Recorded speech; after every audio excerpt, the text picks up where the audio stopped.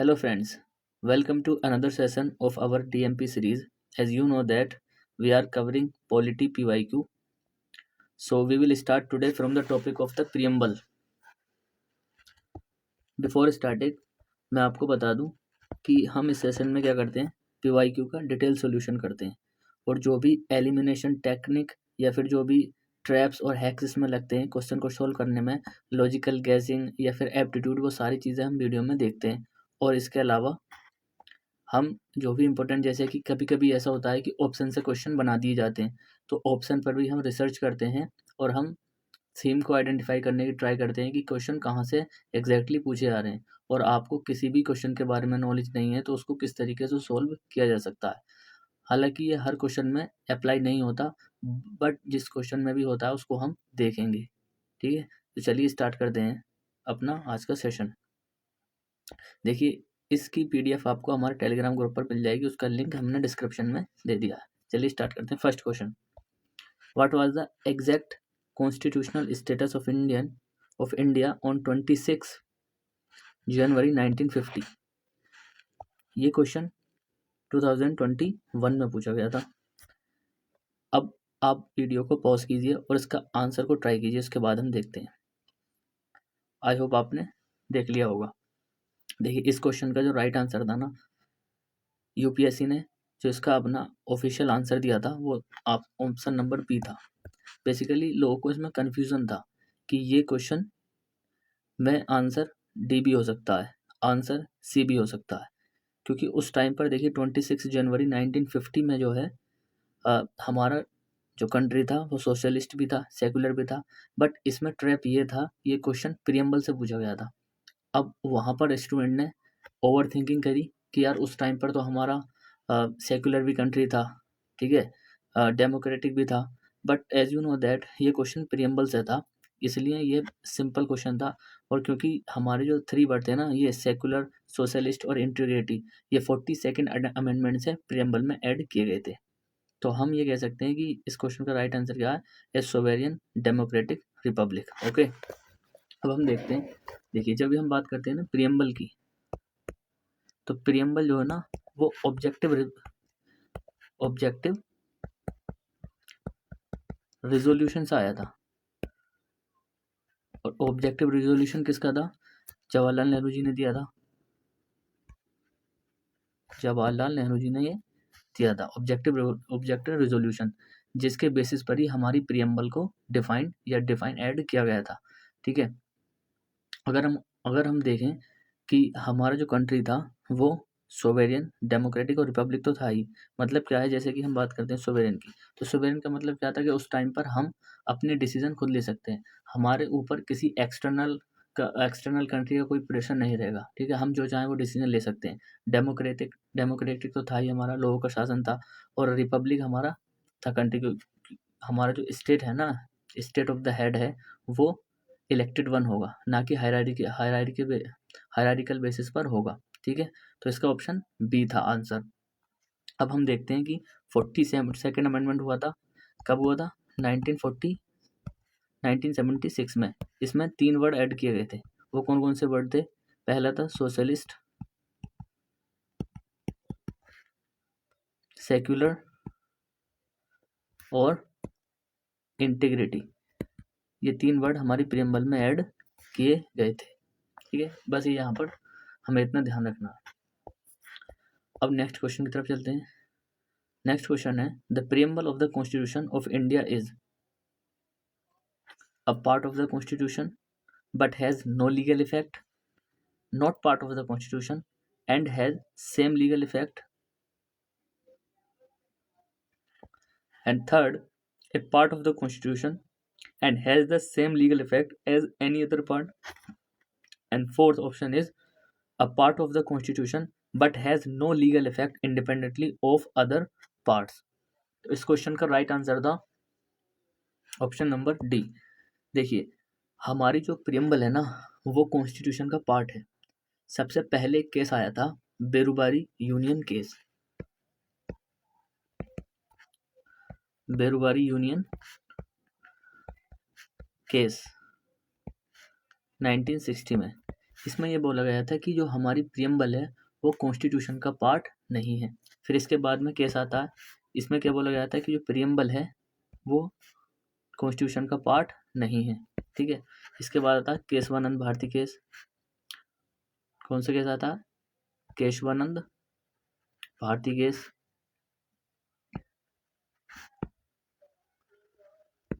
ये 1973 में आया गया था और इसमें बोला गया था कि जो हमारी प्रियम्बल है वो कॉन्स्टिट्यूशन का पार्ट है।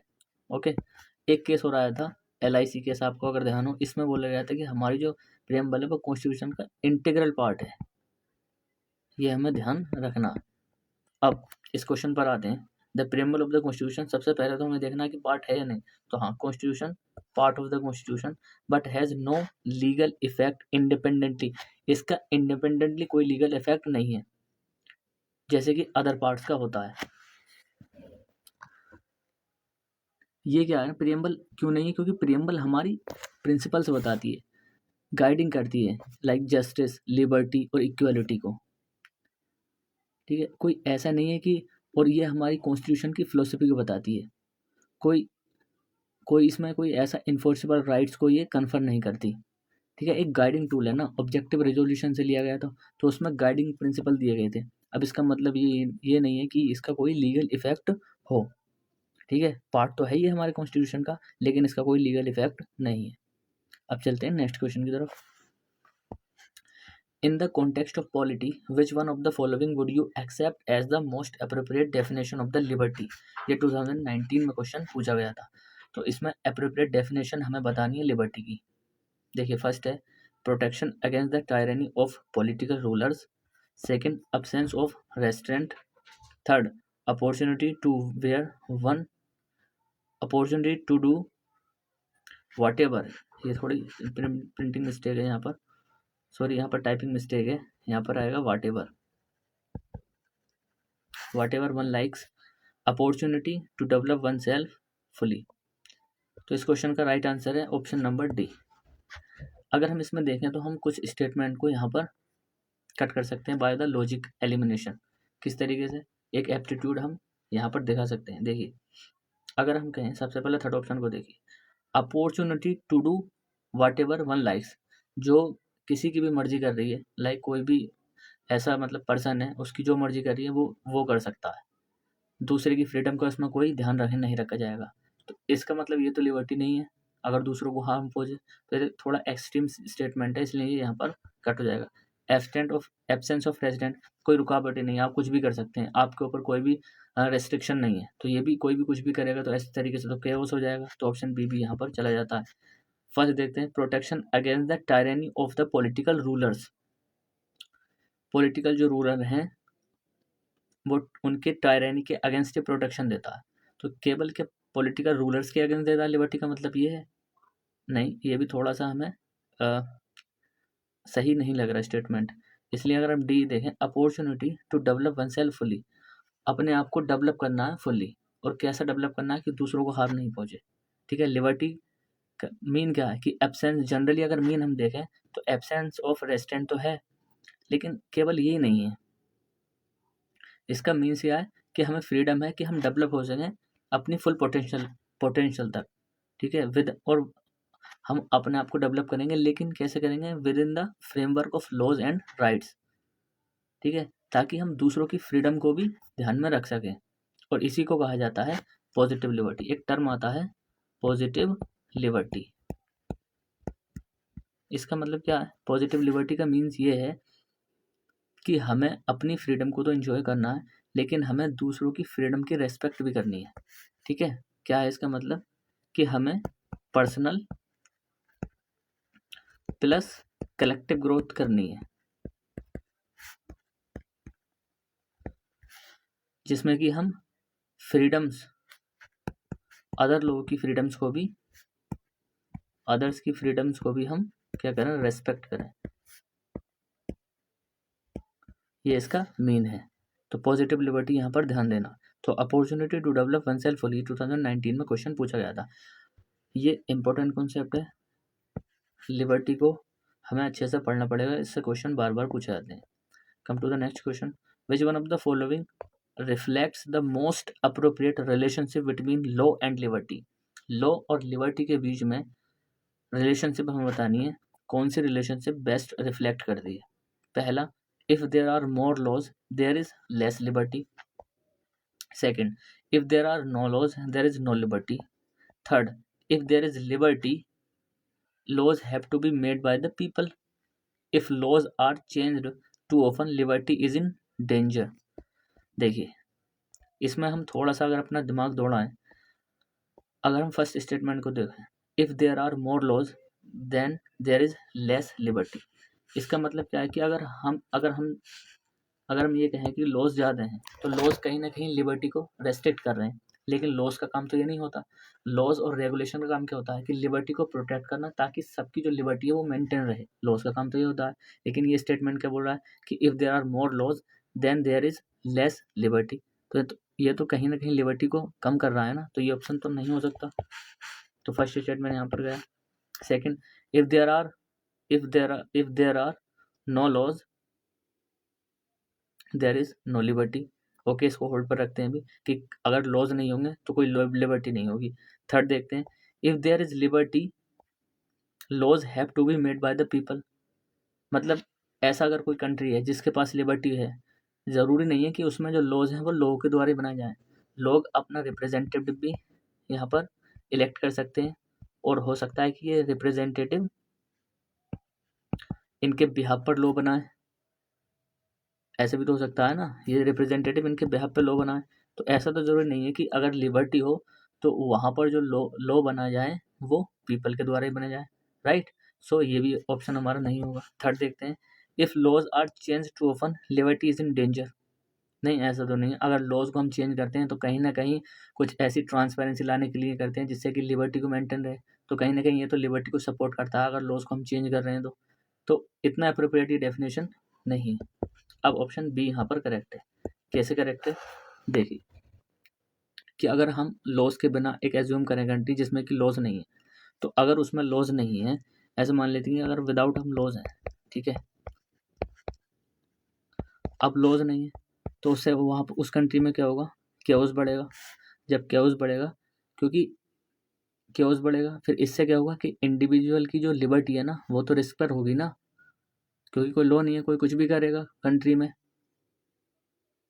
इसलिए कंट्री लिबर्टी को प्रोटेक्ट करने के लिए लॉज बनाए जाते हैं, ताकि जो पीपल हैं वो अपनी फ्रीडम को एंजॉय कर सकें और दूसरों की फ्रीडम को नुकसान नहीं पहुंचाएं। इसमें ऐसा भी होना चाहिए, तभी तो होगा कि मेरे पास अगर लिबर्टी है तो लॉ मुझे रेस्ट्रिक्ट करता है कि मैं दूसरी लिबर्टी को हार्म ना करूं। तो कहीं ना कहीं हम देखते हैं कि अगर कोई लॉ नहीं होगा तो हम लिबर्टी भी इंजॉय नहीं कर पाएंगे, क्योंकि बहुत ज़्यादा क्योस हो जाएगा, बहुत ज़्यादा वहाँ पर सब एक दूसरे की लिबर्टी को कर्टेल करेंगे। तो लॉज होने जरूरी है ताकि सबकी लिबर्टी मेंटेन रहे। तो इस ऑप्शन का आंसर था बी। अब इन क्वेश्चंस में देखिए कोई ऐसा वैल्यू एडिशन करने का नहीं है, तो हम सीधा आगे बढ़ जाते हैं। Which one of the following objectives is not embodied in the preamble to the constitution of India. अगर आपको प्रीएम्बल याद है तब आप इस क्वेश्चन का आंसर कर सकते हैं इजीली। तो इसमें से कौन सा ऐसा ऑब्जेक्टिव है जो प्रीएम्बल में शामिल नहीं है, ठीक है। तो हम पढ़ते हैं जैसे कि लिबर्टी ऑफ थॉट तो है, liberty of thought, expression, belief, faith and worship, तो ये तो है। इसमें पूछा है not liberty of expression, liberty of belief, ये तीनों। इकोनॉमिक लिबर्टी नहीं है, डायरेक्ट इसमें नहीं है, लेकिन इकोनॉमिक जस्टिस मेंशन है। तो इस क्वेश्चन का आंसर हो जाएगा बी, क्योंकि economic liberty directly mention preamble में नहीं है, ये डायरेक्टली मेंशन नहीं है। ओके, आगे बढ़ते हैं। इकोनॉमिक जस्टिस यहाँ पर डायरेक्टली मेंशन है। आगे बढ़ते हैं। The mind of the makers of the constitution of India is reflected in which one of the following. तो ये तो क्वेश्चन ईजी था, इसका आंसर प्रीएम्बल है। माइंड ऑफ द मेकर्स का कौन बताती है, प्रीएम्बल को इसलिए तो ऐड किया गया था ताकि हम कॉन्स्टिट्यूशन की फिलोसफी जान सकें, कॉन्स्टिट्यूशन का इंटेंट हम जान सकें, इसलिए तो प्रीएम्बल को ऐड किया गया था ना। तो इस क्वेश्चन का आंसर है ऑप्शन नंबर ए। प्रीएम्बल हमें बताती है ना क्या हमारा विजन था, क्या वैल्यूज़ हैं फ्रेमर्स की, ठीक है, उनका विजन बताती है। जब हमारे कॉन्स्टिट्यूशन को फ्रेम किया गया तो फ्रेमर्स का क्या विजन था उसी को बताती है ना प्रीएम्बल, लाइक लिबर्टी, इक्वालिटी, ये सारी चीज़ें बताती हैं। ऑब्जेक्टिव्स बताती है कॉन्स्टिट्यूशन का, किस तरीके से सोशल, इकोनॉमिक और पॉलिटिकल जस्टिस को इंश्योर किया जाता है, किस तरीके से यूनिटी और इंटीग्रिटी को प्रमोट किया जाता है। ये है इसका आंसर, ऑप्शन नंबर ए है। अब बढ़ते हैं आगे, question number 7। Economic justice as one of the objectives of Indian constitution has been provided in. Economic justice की बात कर रहा है। अब यहाँ पर देखिए कंफ्यूज नहीं होना है। सबसे पहले preamble and fundamental rights. Preamble में तो मेंशन है इकोनॉमिक जस्टिस, लेकिन फंडामेंटल नहीं है। फंडामेंटल में तो पॉलिटिकल राइट्स की बात करता है ना। फंडामेंटल तो हम पढ़ते हैं, ये तो पॉलिटिकल राइट्स के बारे में बता रहा है, तो ऑप्शन ए गया। सेकेंड है प्रियम्बल एंड डीपीएसपी। डीपीएसपी तो इकोनॉमिक जस्टिस की बात करता है ना, प्रियम्बल भी करती है, तो ऑप्शन नंबर हमारा बी हो गया इसमें। तो फंडामेंटल राइट्स आ गया, ये भी ऑप्शन गया, और नन ऑफ द अबव है नहीं, क्योंकि भी हमें आंसर मिल चुका है यहाँ पर। तो इकोनॉमिक जस्टिस हमारा प्रियम्बल में भी है और डीपीएसपी में भी मेंशन है। डीपीएसपी देखिए प्रियम्बल में तो है ही ना, डीपीएसपी में कैसे है, क्योंकि डीपीएसपी का एम क्या है कि इनइक्वालिटीज़ को रिड्यूस करना और सोशल और इकोनॉमिक वेलफेयर को प्रमोट करना। और यहाँ पर हमें ध्यान रखना है कि 44 अमेंडमेंट हुआ था 1978 में। इसमें आर्टिकल 38 को अमेंड किया गया था, और आर्टिकल यहाँ पर क्लोज टू इसमें ऐड किया गया था, जिसका मकसद था कि इसका मकसद क्या था कि जो स्टेटस डिस्पैरिटीज़ हैं, जो इनकम इनक्वालिटी है, उसको रिड्यूस करना और इक्विटेबल एक्सेस देना अपॉर्चुनिटीज़ का और रिसोर्सेज का। ये हमें ध्यान रखना, आर्टिकल 38(2). थोड़ा सा यहाँ पर वैल्यू एडिशन था ये। इसका मकसद क्या मकसद है इसका, मिनिमाइज करना इनकम एंड स्टेटस डिस्पैरिटीज को। आगे बढ़ते हैं, ये तो बहुत पहला क्वेश्चन है, 1997 में पूछा गया था। We the people of India having solemnly resolved to constitute India into a sovereign socialist secular democratic republic and to secure to all its citizens justice, social, economic and political liberty of thought, expression, belief, faith and worship, equality of status and of opportunity, and to promote among them all fraternity, assuring the dignity of the individual and unity and integrity of the nation. In our constituent assembly this x यहाँ पर दिया, यही question है। यहाँ पर date पूछी गई है, दिस 26 नवंबर 1949। ये डेट तो आपको याद होगी, प्रेम्बल आई होप आपको प्रेम्बल तो याद होगी। Hereby adopt, enact and give to ourselves this constitution. इस क्वेश्चन का राइट आंसर क्या है, ऑप्शन नंबर बी। ये तो इजी था क्वेश्चन। आगे बढ़ते हैं, क्वेश्चन नंबर 9। क्वेश्चन नंबर 9 चलते हैं 9 की तरफ। With reference to the India consider the following statements. There is only one citizenship and one domicile. Second, a citizen by birth only can become head of state. A foreigner once granted citizenship cannot be deprived of it under any circumstances. जब भी हम ऐसे extreme word सुनते हैं ना, हमें यहाँ पर फोकस से पढ़ना और ध्यान देना है, और थोड़ा सा सोचना है यहाँ पर कि अगर कोई फॉरेनर है, अगर उसको एक बार हमने सिटीजनशिप दे दी तो उसकी सिटीजनशिप को डिप्राइव नहीं किया सकता, उसकी सिटीजनशिप को ख़त्म नहीं किया सकता। और किसी भी सर्कमस्टांसिस में, चाहे वो ब्रीच ऑफ लॉ करे, चाहे वो हमारी कंट्री की डिसलॉयल्टी करे, डिसरेस्पेक्ट करे, उसकी जो सिटीजनशिप है ना, किसी भी कंडीशन में उसको सिटीजनशिप से डिप्राइव नहीं किया सकता है। ये कितना एक्सट्रीम स्टेटमेंट है, और जब एक्सट्रीम स्टेटमेंट आता है तो ये नहीं हो सकता। उसकी सिटीजनशिप को तो डिप्राइव किया सकता है ना, अगर उसने हमारा कंट्री की डिसरेस्पेक्ट करी या फिर फ्रॉड तरीके से सिटीजनशिप ली। तो ये ऑप्शन तो यहाँ पर थर्ड जाना चाहिए। जैसे ही थर्ड गया, सी और डी खत्म। अब 1 और 2 हमें देखना है। फर्स्ट देखते हैं, there is only one citizenship and one domicile. Absolutely yes, ये तो हमारा constitution, supremacy of the constitution, one citizenship. A citizen by birth only can become the head of the state. अब आपने ये पढ़ा होगा लक्ष्मीकांत में, सीधा मेंशन भी है कि ऐसा नहीं है कि बर्थ सिटीजन बाय बर्थ हो तभी हमारा जो हेड ऑफ द स्टेट बन सकता है। नहीं, नेचुरलाइजेशन सिस्टम से भी अगर सिटीजनशिप कोई लेता है वो भी हेड ऑफ द स्टेट बन सकता है। ये तो यूएसए में प्रोविज़न है। यूएसए में क्या है कि ओनली बाय बर्थ यहाँ पर हेड ऑफ स्टेट बन सकता है, लेकिन हमारे इंडिया में ऐसा नहीं है। इंडिया में क्या सिस्टम है कि चाहे आपकी बर्थ से हो, सिटीजनशिप, या फिर नेचुरलाइजेशन से हो, ठीक है, या फिर किससे हो, नेचुरलाइजेशन से हो, नेचुरलाइज्ड सिटीजनशिप हो, दोनों से बन सकता है हेड ऑफ द स्टेट। और लास्ट क्वेश्चन आज का, the rate of prohibition is an order issued by the supreme court और high court to a government officer prohibiting him for taking a particular action. Second, the parliament legislative assembly to pass a law on prohibition, the lower court prohibiting the continuation of proceedings in case the government prohibiting it from following an unconstitutional policy। तो आपने पढ़ा होगा prohibition का मतलब क्या, रोकना, मतलब lower court को रोका जाता है कि वो अपनी प्रोसीडिंग से एक्सीड नहीं करे। Option number C is the correct answer. इसके सिमिलर है एक सर्च्योरी, इसके सिमिलर है एक सर्च्योरी। इसमें दोनों में कन्फ्यूज़न बहुत होती है, यहाँ पर कन्फ्यूज़न हमें नहीं रखना। यहाँ पर क्या है कि अगर हम प्रोविजन की बात करेंगे तो लोअर कोर्ट को रोका जाएगा कि अपनी वो ज्यूरिसडिक्शन को एक्सीड नहीं करे। और इसमें क्या होगा सर्च्योरी में कि हाई कोर्ट, मतलब जो हायर कोर्ट है वो लोअर कोर्ट से बोलेगा कि केस को तुम्हें ट्रांसफ़र करना है, ठीक है। इसमें क्या बोलेगा, हाई कोर्ट या सुप्रीम कोर्ट के द्वारा ये रिट इश्यूड की जाती है लोअर कोर्ट को या फिर ट्राइब्यूनल को टू ट्रांसफ़र अ केस। इसमें हमें ध्यान रखना ट्रांसफ़र अ केस की बात होगी कि केस को ट्रांसफ़र कर दिया गया, तुमसे नहीं हो पाएगा, अब हमको केस दे दीजिए, ट्रांसफ़र ऑफ केस होगा।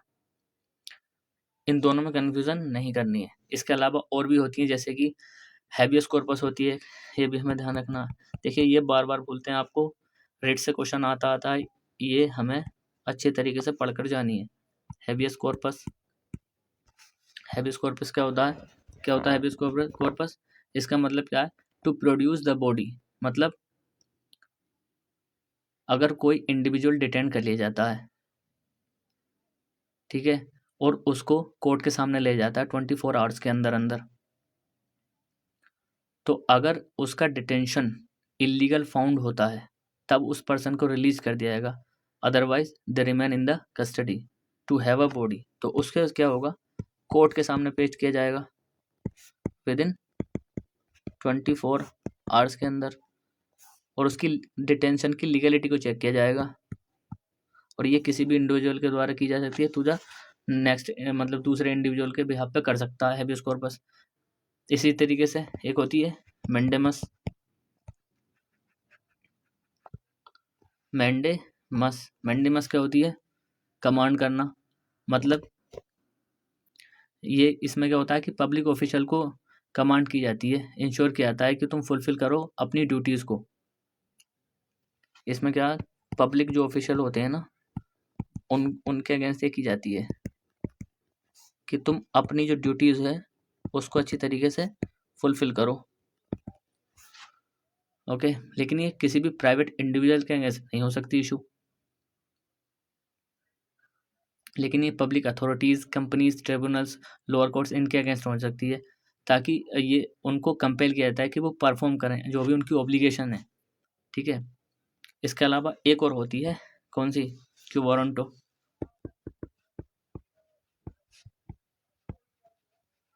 क्यू वारंटो क्या होती है, वाई वाट अथॉरिटी, मतलब ये रिट क्यों इशू की जाती है कि ऐसा मान लीजिए कि कोई पब्लिक ऑफिस है और उन्होंने जो है ना पब्लिक ऑफिस में बैठे हैं, लेकिन उनकी वहाँ पर लीगलिटी नहीं है, मतलब कोई अथॉरिटी वहाँ पर है नहीं, तो ये चेक किया जाता है कि तुम किस अथॉरिटी के तहत यहाँ पर बैठे हो, ठीक है। तुम्हारा लीगल राइट है भी किसी पब्लिक ऑफिस को होल्ड करने का या नहीं, ये इसलिए इशू की जाती है। तो किस लिए इशू की जाती है, to challenge a person's legal right to hold public office, ठीक है। तो ये हमें ध्यान देना, क्यू वारंटो। तो ये था आज का हमारा डिस्कशन, मिलते हैं नेक्स्ट डिस्कशन में। ये यहाँ पर ये नोट्स की पीडीएफ भी, सॉल्यूशन की पीडीएफ और ब्लैंक पीडीएफ भी क्वेश्चंस की आपको हमारे टेलीग्राम चैनल पर मिल जाएगी, लिंक डिस्क्रिप्शन में, उसको ज्वाइन कर लीजिए। सबसे पहले आप खुद ट्राई कीजिए, उसके बाद में वीडियो सॉल्यूशन देखिए, आपको बहुत ज़्यादा हेल्प मिलेगी। मिलते हैं नेक्स्ट सेशन में, थैंक यू।